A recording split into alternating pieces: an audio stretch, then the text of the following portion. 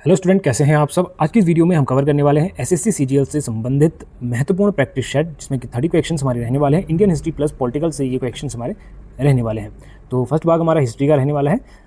Video को अंत तक जरूर से देखिएगा, क्योंकि एक एक प्रश्न आपके लिए बहुत ही ज़्यादा महत्वपूर्ण रहने वाला है। तो चलिए पहला प्रश्न देखते हैं। पहला प्रश्न है, निम्नलिखित में से किस शासक के शासनकाल में इक्ता व्यवस्था को दिल्ली सल्तनत की प्रशासनिक व्यवस्था का महत्वपूर्ण आधार बनाया गया। तो किस शासक के शासनकाल में इक्ता व्यवस्था को दिल्ली सल्तनत का प्रशासनिक व्यवस्था का महत्वपूर्ण आधार बनाया गया? इसके ऑप्शन ए बिल्कुल सही जवाब है, इल्तुतमिश के शासनकाल में। क्यों? क्योंकि जो इल्तुतमिश ने दिल्ली को इक्ता व्यवस्था की व्यवस्थित संस्थागत रूप दिया इसने, इक्ता व्यवस्था को, और ये दिल्ली सल्तनत का वास्तविक संस्थापक भी माना जाता है इल्तुतमिश को। उसके बाद है, निम्नलिखित में से, अगला प्रश्न है, निम्नलिखित में से कौन सा युग्म सही सुमेलित नहीं है? तो कौन सा युग्म सही सुमेलित नहीं है? देखो, चारों युग्म आपने ढंग से पढ़ने, और आपको अगर आपने पढ़ा होगा तो सीधे आपको जवाब मिल जाएगा ऑप्शन सी, यहाँ पे सही युग्म नहीं है ना। यानी कि अल बरूनी और मोहम्मद गौरी का युग्म जो है कि सही नहीं है, क्योंकि अल बरूनी जो है वो भारत मोहम्मद जो है गजनवी के समय आया था, और उसने किताब अल हिंदू लिखी थी, किताब अल हिंद है ना लिखी थी उसने, इसीलिए जो है कि मोहम्मद गौरी वाला युग्म इसमें गलत है। समझ गए आप? अगर आपने पढ़ा होगा तो आपको ध्यान में होगा। अगला प्रश्न है, अष्टप्रधान परिषद के संदर्भ में निम्नलिखित कथनों पर विचार कीजिए। तो यहाँ पे 4 कथन आपको दिए हैं, चारों आपने ढंग से पढ़ने हैं। 3 कथन आपने दिए हैं, और उसके बाद आपको यहाँ पे 4 ऑप्शन दिए हैं। तो इन कथनों पे आपको विचार करना है, और उसके बाद सही कोड चुनना है कि केवल एक सही है, केवल दूसरा सही है, 1 या 2 सही है, या फिर 1, 2, 3 तीनों यहाँ पे सही है। तो इसका सही जवाब है ऑप्शन सी, यानी कि 1 और 2 यहाँ पे जो है कि सही है। क्यों? क्योंकि शिवाजी की जो अष्टप्रधान परिषद में पेशवा मुख्य पद था, तो ये आपका बिल्कुल सही जवाब हो जाएगा, है ना। और उसके बाद है कि इसके 8 पद जो है कि प्रशासनिक अलग अलग विभागों से संबंधित थे, है ना। तो ये आपके ऑप्शन यहाँ पे बिल्कुल सही जवाब हो जाएगा, ऑप्शन 1 और ऑप्शन सी, है ना, राइट आंसर हो जाएगा। चलिए अगला प्रश्न देखते हैं। अगला प्रश्न है, निम्नलिखित में से किस घटना को भारत में ब्रिटिश क्षेत्रीय साम्राज्य के विस्तार की निर्णायक शुरुआत माना जाता है? तो किसे माना जाता है, किस घटना को माना जाता है? ऑप्शन ए, प्लासी के युद्ध को माना जाता है। किसके युद्ध को? प्लासी के युद्ध को, क्योंकि 1757 में जब प्लासी का युद्ध हुआ ना, 1757 में, है ना, तो ये बंगाल में ब्रिटिश राजनीतिक प्रभुत्व की जो है कि यहाँ पे निर्णायक शुरुआत माना जाता है इस युद्ध को, जिसमें कि आपका जो है कि सिराजुद्दौला की हार के बाद अंग्रेज़ों का प्रभाव तेज़ी से बढ़ा। किसके हार के बाद? सिराजुद्दौला, ठीक है, नाम याद रखना है, सिराजुद्दौला। जिन्होंने जो है कि पढ़ा होगा सिराजुद्दौला, तो उन्हें याद होगा। इसमें थोड़ा लिखने में प्रॉब्लम आ रही है ना, तो आपको नाम याद बिल्कुल रखना है। चलिए अगला प्रश्न है, 1857 के विद्रोह के संबंध में निम्नलिखित में से कौन सा कथन सही है? निम्नलिखित में से कौन सा कथन सही है? तो यहाँ पे आप पढ़ सकते हैं, 4 कथन आपको दिए गए हैं, कौन सा कथन सही है आपको बताना है। तो इसमें से जो है ऑप्शन सी आपका बिल्कुल सही जवाब हो जाएगा, ऑप्शन सी, है ना, कि अवध विद्रोह के जो प्रमुख केंद्रों में से एक था। अवध विद्रोह के प्रमुख केंद्रों में से एक था, ठीक है। अवध विद्रोह यानी कि 1857, 1857, है ना, लखनऊ में जो बेगम हजरत महल ने अंग्रेज़ों के विद्रोह का नेतृत्व किया था इसमें। समझ गए? तो ये चीज़ें आपको याद रखनी है फैक्टफुली। चलिए अगला प्रश्न है यहाँ पे, स्थायी बंदोबस्त के संबंध में निम्नलिखित कथनों पर विचार कीजिए। स्थायी बंदोबस्त के संबंध में निम्नलिखित कथनों पर विचार कीजिए। तो 3 कथन आपको फिर से दे दिए हैं, तीनों कथन आपको ध्यान से पढ़ने हैं परीक्षा से आंसर देने से पहले। तीनों कथन आपको ढंग से पढ़ने हैं, उसके बाद आपको आंसर देने हैं, ठीक है। तो इसमें देखो सही उत्तर चुनना है आपको। सही उत्तर इसमें से हो जाएगा ऑप्शन डी, ऑप्शन डी। अब ऑप्शन डी किस प्रकार से हो जाएगा? ऑप्शन डी आप देख सकते हैं यहाँ पे कि 1793 में, है ना, जो कॉर्नवालिस के समय लागू हुआ था, ये आप देख सकते हैं क्या लागू हुआ था? परमानेंट सेटलमेंट, है ना, जो इसमें पूछा गया है, परमानेंट सेटलमेंट, स्थायी बंदोबस्त किसके उसमें 1793 में, 1793 में ये जो है कि स्थायी बंदोबस्त, परमानेंट सेटलमेंट जो है, ये कॉर्नवालिस के समय लागू हुआ था। इसमें जमींदारों के माध्यम से जो राजस्व वसूली और स्थायी राजस्व निर्धारण की व्यवस्था थी। समझ रहे हो? तो उस हिसाब से इसमें ऑप्शन डी आपका सही जवाब है ना। 1, 2 और 3 तीनों यहाँ पे जो है कि सही हो जाएंगे। समझ गए? चलिए अगला प्रश्न है, भारतीय राष्ट्रीय कांग्रेस के निम्नलिखित अधिवेशनों में से किसमें पूर्ण स्वराज को कांग्रेस का लक्ष्य घोषित किया गया? तो किसमें किया गया पूर्ण स्वराज को कांग्रेस का लक्ष्य? देखिए 3 ऑप्शन दिख रहे हैं, एक ही ऑप्शन नीचे भी है, कलकत्ता अधिवेशन 1920। तो किसमें किया गया? ऑप्शन बी लाहौर 1929 में किया गया, इस अधिवेशन में किया गया, है ना। जो 1929 लाहौर अधिवेशन में कांग्रेस ने पूर्ण स्वराज को अपना लक्ष्य घोषित किया। इसके अध्यक्ष कौन थे उसमें? जवाहरलाल नेहरू थे, जवाहरलाल नेहरू, ठीक है, जवाहरलाल नेहरू थे। चलिए अगला प्रश्न है, निम्नलिखित में से किस आंदोलन का प्रत्यक्ष संबंध तीन यहाँ पे कठिया व्यवस्था से है? तीन कठिया व्यवस्था से है। तो किस आंदोलन का है? यहाँ पे चारों आंदोलनों के नाम आपको दिए गए हैं, तो इसमें से सही, बिल्कुल सही जवाब हो जाएगा चंपारण सत्याग्रह, चंपारण सत्याग्रह। तो 1917 में जब आपका जो है कि चंपारण सत्याग्रह नील की खेती से जुड़ी तीन गठिया व्यवस्था के विरुद्ध गांधी जी के नेतृत्व में हुआ था। कब? 1917 में, समझ गए। चलिए अगला प्रश्न है यहाँ पे, सर्वेंट्स ऑफ इंडिया सोसाइटी की स्थापना किसने की थी, है ना। तो किसने की थी? चार ऑप्शन आपके सामने हैं। चार ऑप्शन में से ऑप्शन ए बिल्कुल आपका सही जवाब हो जाएंगे, गोपाल कृष्ण गोखले, गोपाल कृष्ण गोखले, है ना। तो इन्होंने 1905 में, कब? डेट याद रखनी है आपको बिल्कुल। जब आप किसी चीज़ को डिटेल में पढ़ते हैं ना तो ये आपको फैक्टफुली याद हो जाते हैं, और सबसे मेन चीज़ ये है कि आपको डेट भी याद रहनी चाहिए, है ना। 1905 में जो है कि इन्होंने जो सर्वेंट्स ऑफ इंडिया सोसाइटी की स्थापना की, और इसका उद्देश्य देशवासियों के लिए समर्पित कार्यकर्ताओं को तैयार करना था, है ना। 1905 में, 1905 में। चलिए अगला प्रश्न है स्टूडेंट, अगला प्रश्न है कि निम्नलिखित में से किस अधिवेशन ने भारत में प्रांतीय स्वायत्तता की स्थापना प्रारंभ की? तो किसने की? यहाँ पे चार ऑप्शन आपको दिए गए हैं, जिसमें से ऑप्शन सी आपका बिल्कुल सही जवाब हो जाएगा, भारत सरकार अधिवेशन 1935 ने, है ना। क्यों? क्योंकि गवर्नमेंट ऑफ इंडिया एक्ट 1935 ने प्रांतों में क्या किया? तो प्रोविजनल ऑटोनॉमी जो है कि इसमें लागू की, और 1919 की जो प्रांतीय आपकी दायरेदारी समाप्त की इन्होंने, समझ रहे हो। चलिए अगला प्रश्न है, यहाँ पे आप देख सकते हैं, निम्न में से किसका संबंध जो है कि दीन इलाही से नहीं था? तो किसका संबंध नहीं था? चार ऑप्शन दिए गए, किसका संबंध दीन इलाही से नहीं था? तो ऑप्शन सी, राजा भगवान दास जी का संबंध दीन इलाही से नहीं था, है ना। अबुल फजल का था, बीरबल का था, और यहाँ पे आप देख सकते हैं, और हमें यहाँ पे खनखाना का था। अब इनका संबंध क्यों था? और ऑप्शन सी राजा भगवान दास जी क्यों सही उत्तर है? क्योंकि जो है अबुल फजल, बीरबल और दीन इलाही, ये दीन इलाही से जुड़े नाम है, और राजा भगवान दास को जो है कि इनके सदस्यों में सामान्यतः शामिल नहीं किया था इन्होंने, समझ रहे हो। तो ये आपको ध्यान में रखना है। अब है, सिंधु घाटी सभ्यता के संदर्भ में निम्नलिखित में से कौन सा कथन गलत है? तो कौन सा कथन गलत है? चार कथन है, और चारों कथनों को आपको पहले पढ़ना है, फिर अगर आप इनको पढ़ लोगे तो आपको सही जवाब मिल जाएगा कि ऑप्शन डी इनमें से गलत है, क्योंकि हड़प्पा में जो है कि लोहा उपकरणों में व्यापक प्रमाण मिले, है ना। तो ये गलत है, क्योंकि सिंधु सभ्यता कांस्य युगीन सभ्यता थी, व्यापक लोहा उपकरण इसकी विशेषता नहीं थी, है ना। आयरन एज का व्यापक विकास जो है कि बाद में हुआ था। तो ये फैक्ट आपको याद रखने हैं। चलिए, कांस्य युग की सभ्यता थी वो, समझ रहे हो। चलिए अगला प्रश्न है यहाँ पे, अल्बर्ट बिल विवाद मुख्यतः किससे संबंधित था? तो ये मुख्यतः किससे संबंधित था अल्बर्ट बिल विवाद? तो ये संबंधित था आपका ऑप्शन ए से, यानी कि भारतीय न्यायाधीशों द्वारा यूरोपीय लोगों पर मुकदमा चलाने की शक्ति, है ना, यूरोपीय लोगों पर मुकदमा चलाने की शक्ति से अल्बर्ट बिल, है ना। कब हुआ था?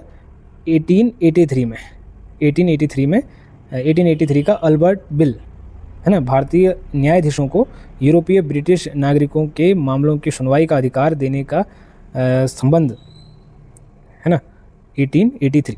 चलिए अगला प्रश्न है, निम्नलिखित में से कौन सा युग्म गलत सुमेलित है? तो कौन सा युग्म गलत सुमेलित है, कौन सा जोड़ा गलत बना है, यहाँ पे आपको बताना है। पहले ध्यान से पढ़ना है, प्रश्न का आंसर तभी करें जब आप प्रश्न को ढंग से पढ़ लें, ढंग से समझ लें, तब उसके बाद आपको आंसर करना चाहिए। अब ये आपके ऊपर बात है कि आप प्रश्न को कितनी देर में समझ रहे हैं और कितनी देर में आप उसका आंसर कर रहे हैं। जितनी देर में आप प्रश्न को समझेंगे तो तभी आप फास्ट आंसर कर पाएंगे, ठीक है। मैं आराम से और काफ़ी स्लो में आपको इसलिए पढ़ा रहा हूँ ताकि आपको एक एक चीज़ समझ में आए, है ना, और आप आंसर में बिल्कुल कोई भी गलती ना करो आंसर देने में, है ना। जल्दी जल्दी आपको टिक मारने वाले सिस्टम यहाँ पे नहीं है, यहाँ पे डिटेल समझने और फैक्टफुली सिस्टम है, समझ लो। तो कौन सा युग्म सुमेलित नहीं है, इतनी देर में आपने पढ़ लिया होगा और आपको पता चल गया होगा कि ऑप्शन डी यहाँ पे सुमेलित नहीं है, भारत छोड़ो आंदोलन 1939। तो ये बिल्कुल भी यहाँ पे सुमेलित नहीं है, है ना, क्योंकि भारत छोड़ो आंदोलन कब हुआ था? 1942 में शुरू हुआ, है ना, 8 अगस्त 1942, करो या मरो का आह्वान किया गया, समझ रहे हो ना। 8 अगस्त 1942, 1942, समझ गए, ये डेट आपको याद रखनी है। चलिए अगला प्रश्न है यहाँ पे, कैबिनेट मिशन योजना 1946 के संबंध में कौन सा कथन सही है? तो कौन सा कथन सही है, सारे ऑप्शंस को आपने पढ़ना है और जैसे आप पढ़ लोगे आपको पता चल जाएगा। ऑप्शन बी यहाँ पे जो है कि कथन सही है। ऑप्शन बी बिल्कुल सही जवाब आपका हो जाएगा, क्योंकि इसमें जो है कि एक संघीय ढांचे का प्रस्ताव रखा जिसमें केंद्र के पास सीमित विषय होते हैं, जिसमें केंद्र के पास सीमित विषय होते हैं। कब रखा ये? 1946, 1946। ठीक है, डेट या आपको याद रखनी है। कैबिनेट मिशन प्लान है ना, जिसमें कि आपका रक्षा और विदेश मामलों में संचार जैसी सीमित विषय देने का प्रावधान रखा था। चलिए अब इंडियन पॉलिटी से आ जाइए। 15 प्रश्न हमने हिस्ट्री से देख लिए, अब इंडियन पॉलिटी से हम 15 प्रश्न यहाँ पे कवर करने वाले हैं।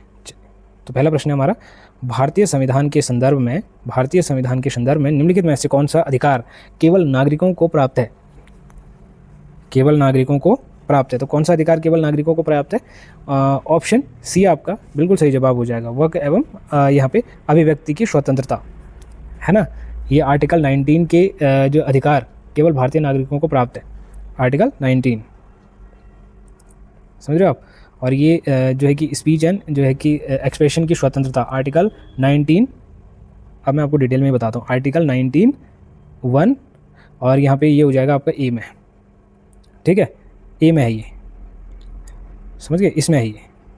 चलिए ये इतना डीप आपको जो है कि जाने की आवश्यकता नहीं है, लेकिन फिर भी मैं आपको बता रहा हूँ क्योंकि जितना आप ज़्यादा सीखेंगे, जितना ज़्यादा जानेंगे तो उतना सही है। चलिए अब है अनुच्छेद 32 के संबंध में निम्नलिखित में से कौन सा कथन सही है? तो कौन सा कथन सही है अनुच्छेद 32 के संबंध में? देखिए 4 ऑप्शन आपको दिए गए हैं, जिसमें से ऑप्शन बी आपका इसमें सही जवाब है। ऑप्शन बी सही जवाब क्यों है? क्योंकि आर्टिकल 32 जो है कि वो मौलिक अधिकारों के जो है कि परिवर्तन के लिए सीधे सुप्रीम कोर्ट जाने का अधिकार देता है। डॉक्टर अंबेडकर ने इसे संविधान की हार्ट एंड सोल भी कहा था, संविधान की आत्मा जिसे कहते हैं, समझ रहे हो। चलिए अगला प्रश्न है, निम्नलिखित में से किस स्थिति में संसद को राज्य सूचना के विषय पर कानून बनाने की शक्ति प्राप्त हो सकती है? कानून बनाने की शक्ति प्राप्त हो सकती है, तो किसमें हो सकती है? 4 ऑप्शन है, ध्यान से पढ़ना है, जिसमें से ऑप्शन सी आपका बिल्कुल सही जवाब हो जाएगा, है ना।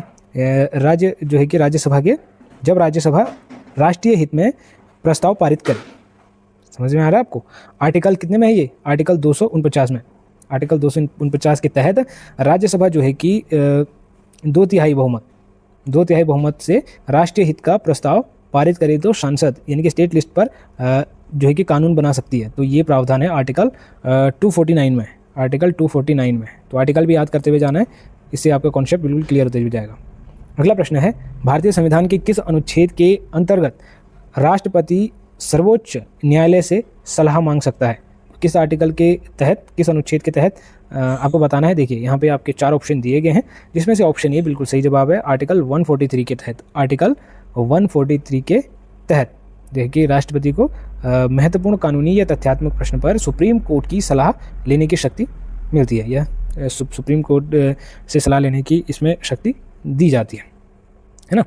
चलिए अगला प्रश्न है, निम्नलिखित में से कौन सा कथन धन विधेयक यानी कि मनी बिल के संबंध में सही है? तो कौन सा कथन मनी बिल के संबंध में सही है ना। ऑप्शन में इसलिए नहीं पढ़ रहा हूँ क्योंकि इस वीडियो काफ़ी लंबी वैसे हो रही है, तो अगर एक एक ऑप्शन में डिटेल में पढ़ूंगा तो वैसे लंबी हो जाएगी। आप फटाफट ऑप्शन पढ़ के अपना आंसर कर सकते हैं, है ना। तो यहाँ पे ऑप्शन बी बिल्कुल सही जवाब हो जाएगा आपका, राज्यसभा इसे जो है कि अधिकतम 14 दिनों तक रोक सकती है ना। ये सही है, ये बिल्कुल सही जवाब है ना। कौन सा सही है पूछा गया है, तो ये बिल्कुल सही जवाब है ऑप्शन बी। समझ में आ रहा है आपको। चलिए क्योंकि लोकसभा में इसको 14 दिन जो है कि पेश करना होता है, तो राज्यसभा इसे अधिकतम 14 दिन तक ही रोक सकती है, ठीक है, वो केवल रिकॉग्नाइज दे सकती है इसके बारे में। चलिए अगला प्रश्न है यहाँ पे, भारत के नियंत्रक एवं महालेखा यहाँ पे जो है कि परीक्षक CAG को पद से हटाने की प्रक्रिया किसके समान है? तो किसके समान है ना। तो किसके समान है इसको पद से हटाने की प्रक्रिया? 4 ऑप्शन आपको दिए गए हैं, ध्यान से पढ़ना है आपको। ऊपर प्रधानमंत्री है और 3 ऑप्शन आपको यहाँ पे दिए गए हैं, जिसमें से कि ऑप्शन सी आपका बिल्कुल सही जवाब हो जाएगा, सर्वोच्च न्यायालय के न्यायाधीश के समान। सर्वोच्च न्यायालय के न्यायाधीश के समान है। अब ये कौन से आर्टिकल में है? आर्टिकल 148, ठीक है। आर्टिकल 148 के तहत जो CAG आपके होंगे, CAG को हटाने की प्रक्रिया सुप्रीम कोर्ट के जज के समान है ना। इसका उद्देश्य क्या है? CAG की स्वतंत्रता सुरक्षित रखना है समझ में आ गया आपको? आर्टिकल भी याद करते हुए जाना है, तभी आपका कॉन्सेप्ट क्लियर होगा। आगे अगला प्रश्न है हमारा, निम्नलिखित में से कौन सा नीति निर्देशक तत्व यानी कि DPSP नहीं है? DPSP, तो इस क्वेश्चन में थोड़ी गड़बड़ी है स्टूडेंट, है ना। इस क्वेश्चन को अभी रहने देते हैं क्योंकि इसमें थोड़ी सी गड़बड़ी होगी।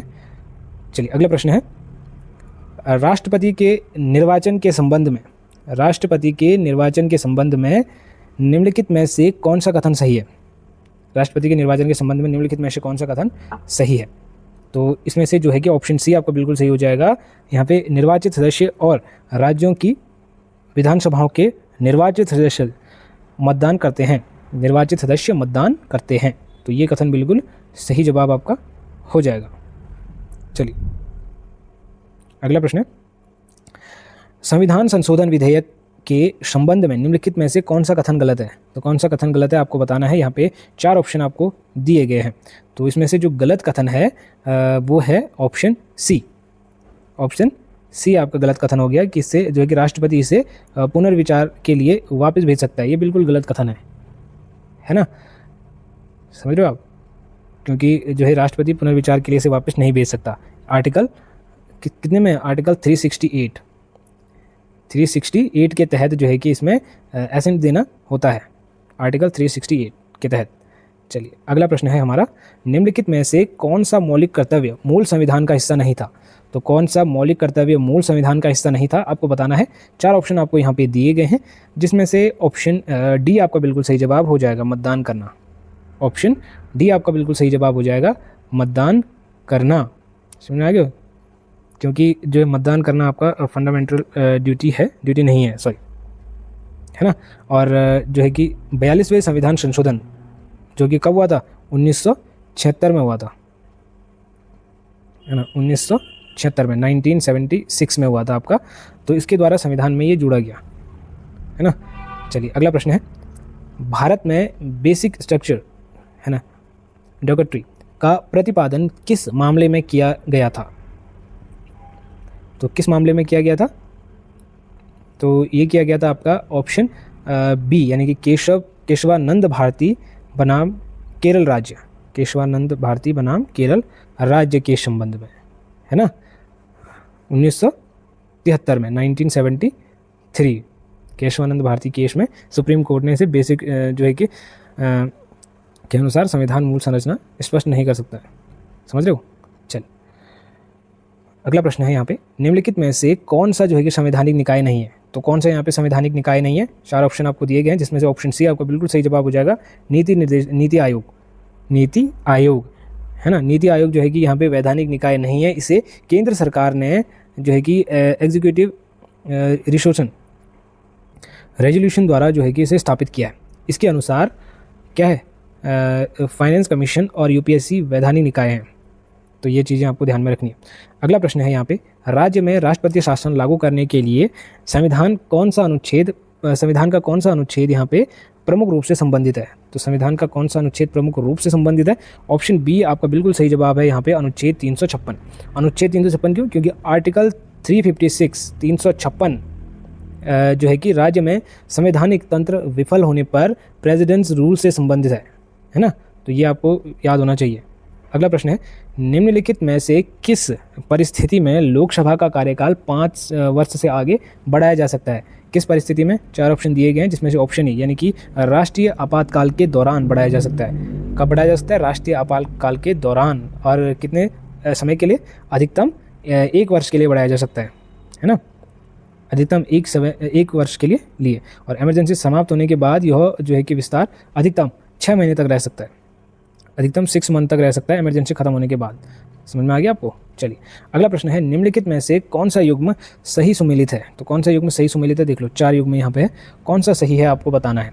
तो इसमें से जो सही है वो है ऑप्शन सी, अनुच्छेद 148 नियंत्रक एवं महालेखा यहाँ पे परीक्षक, है ना, क्योंकि जो आर्टिकल 148 है वो CAG से संबंधित है ना, तो यही आपको याद रखना है, ऑप्शन सी इसका सही जवाब हो जाएगा। तो इसी के साथ ही हमारे 30 प्रश्न कंप्लीट हो चुके हैं स्टूडेंट। वीडियो थोड़ी आराम से मैंने इसलिए बनाई क्योंकि एक प्रश्न के ऑप्शंस जो है कि ढंग से वो करने पड़ते हैं, है ना, ताकि आपको कोई कन्फ्यूजन ना रहे। और एग्ज़ाम की दृष्टि से आपके लिए ये क्वेश्चन बहुत ज़्यादा इंपॉर्टेंट है, तो वीडियो अच्छी लगी हो तो वीडियो को लाइक करके चैनल को सब्सक्राइब आवश्यक रूप से कर लीजिएगा। मिलते हैं अगली वीडियो में, तब तक के लिए इजाज़त चाहते हैं। Bye bye, take care.